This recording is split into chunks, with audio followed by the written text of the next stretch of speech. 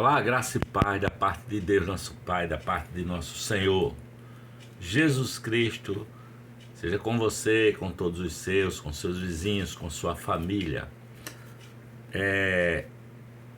Outro dia eu postei um vídeo aqui fazendo uma reflexão sobre a carta de Paulo aos Efésios, não é? Onde ele, aqui no Evangelho, no Novo Testamento, carta de Paulo aos Efésios, aonde ele fala das bênçãos de Deus ao povo que crê, fala da graça, da salvação pela graça. Ele vai falando do chamamento dos gentios, ele ora pelos Efésios, ele fala da unidade da fé, da santidade cristã e dos costumes dos gentios, dos deveres domésticos e da armadura de Deus. E hoje eu quero refletir sobre esses dois versículos aqui, ó. Paulo escrevendo aos Efésios, capítulo 6, dos versículos 23 e 24. Paulo, Efésios 6, capítulo 6, versículos 23 e 24, diz assim: Paz seja com os irmãos e amor, com fé, da parte de Deus Pai e da parte do Senhor Jesus Cristo. A graça seja com todos os que amam a nosso Senhor Jesus Cristo, em sinceridade. Amém. Amém. Vou repetir. Paz seja com os irmãos e amor com fé, da parte de Deus Pai e da parte do Senhor Jesus Cristo. A graça seja com todos os que amam a nosso Senhor Jesus Cristo com sinceridade. Amém. Paulo está falando da graça, da graça. Por isso que eu começo meus vídeos dizendo graça a vocês e paz da parte de Deus Pai e da parte de nosso Senhor Jesus Cristo. Paulo está se despedindo das igrejas, não é? E ele diz que a paz seja com vocês, meus irmãos, e amor com fé da parte de Deus Pai e da parte de nosso Senhor Jesus Cristo. A graça seja com todos os que amam ao Senhor Jesus Cristo, com amor incorruptível, com sinceridade. Ele está dizendo que a graça é para todos, por isso que ele diz que a graça seja com todos. Em outro momento, uma outra carta, Paulo diz assim, olha, Paulo diz assim, pela graça sois salvos por meio da fé, e isto não vem de vós, é dom de Deus, não vem das obras, para que ninguém se glorie a si mesmo. Portanto, vamos falar da graça de Deus, que a graça seja com todos, não é? Vós da parte de Deus e do Senhor Jesus Cristo.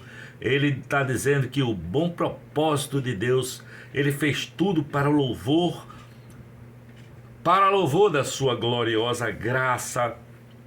Aqui ele fala no capítulo 1, no versículo 67, capítulo 1, versículos 6 e 7, ele diz assim: nós em Cristo Jesus, nós temos a redenção por meio do seu sangue, o perdão dos pecados, de acordo com as riquezas da graça de Deus. Veja, ele está sempre falando dessa graça, essa graça que é favor e merecido. Aqui ele diz também, olha, nós estávamos mortos em delitos e pecados, andando segundo o curso deste mundo, debaixo do espírito que agora opera nos filhos da desobediência, e éramos por natureza filhos da ira. E no versículo 4 ele diz: mas Deus, que é riquíssimo em misericórdia, pelo grande amor com que nos amou, deu-nos vida com Cristo, nos vivificou quando ainda estávamos mortos em transgressões. Pela graça sois salvos, pela graça sois salvos, pela graça sois salvos. Aquilo que Deus fez por nós foi para estabelecer no universo todo, não é? Para estabelecer no universo o testamento, o testemunho, melhor dizendo, da sua maravilhosa graça. Eu pergunto, por que Deus salvou a humanidade? Por que Deus salvou a sua criação todinha? O que Deus fez foi para estabelecer que todo o universo se sustenta pela graça, se sustenta na graça de Deus. Tudo se sustenta pela graça de Deus.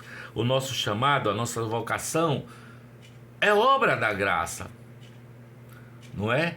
O fato de eu ter a alegria, o privilégio, o prazer de chegar aqui e falar para você do amor de Deus e da paz que excede todo entendimento, que está em Cristo Jesus, nosso Senhor, para todo aquele que crê, é dom da graça de Deus aqui. Pela graça eu estou aqui, não é? Há um dom, Paulo fala do dom da graça, da obra da graça, e nós manifestamos o amor de Deus pela graça de Deus. Portanto, a graça seja com todos nós, a graça seja com todos vocês. O que seremos na eternidade, quando nós partirmos daqui, desse plano aqui, temporal, para a eternidade, o que seremos será obra da graça de Deus. No entanto, hoje nós enxergamos o mundo com esse olhar da graça, com essa fé, com essa alegria, não é? De quem já foi estabelecido por essa graça para enxergar o mundo com os olhos de Jesus Cristo, nosso Senhor.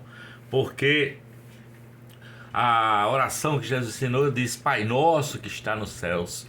Porque o Pai está em todas as dimensões. O céu não é o céu das estrelas, mas é todas as dimensões que estão acima da nossa dimensão.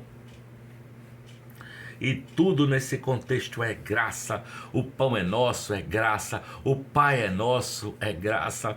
Dai-nos o pão de cada dia, é graça de Deus para todos nós. Tudo é graça, sabe? Jesus disse assim para nós olharmos os lírios do campo. Tem até um livro de Érico Veríssimo que usa essa frase de Jesus, né? Olhai os lírios do campo. Quando eu era criança que eu vi esse livro, eu fiquei encantado com o título, não sabia que... Não é? Eu achei, mas cara, como é que esse cara põe um título tão lindo assim? E mais tarde eu vim saber que foi Jesus que disse: olhai as aves do céu, que nem semeiam, nem cegam, nem ajuntam em celeiros, e o Pai Celestial a ama a todas, não é? E vocês valem mais do que todos os passarinhos do mundo. Ele diz: pela graça sois salvos, sabe? Ele diz assim, que o Pai amou o mundo de tal maneira que deu o seu Filho unigênito para que todo aquele que nele crê não pereça, mas tenha a vida eterna. Que bom estar aqui proclamando o evangelho do amor, o evangelho da paz, o evangelho da graça de Deus por meio da fé em Cristo Jesus, aquele que morreu na cruz para pagar os nossos pecados e aniquilar de vez o escrito de dívida que havia contra nós, e com esse perdão acabarmos com o medo da morte, acabarmos com a culpa e com o pecado de uma vez por todas. Significa que nós estamos livres de pecar? Não. Nós somos pecadores, nós estamos no processo, não é, num processo de cristificação, eu diria. E naquele dia, quando chegar o grande dia, nós estaremos assim, um cristinho aqui na terra, um cristinho pronto para adentrar nos portões da eternidade, quando o próprio Deus, o próprio Jesus vai dizer: vinde, benditos de meu Pai, e recebei por herança o reino que vos está preparado desde antes da fundação do mundo.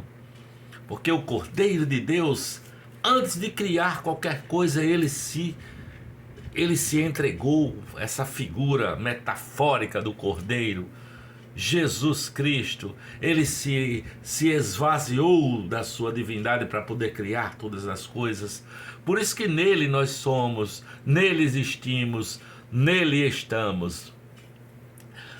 Tenha a convicção de que você é o que é, está onde está, pela graça, e pela graça nós somos salvos, por meio do amor de Deus e da paz de Cristo, que excede a todo entendimento. Amém.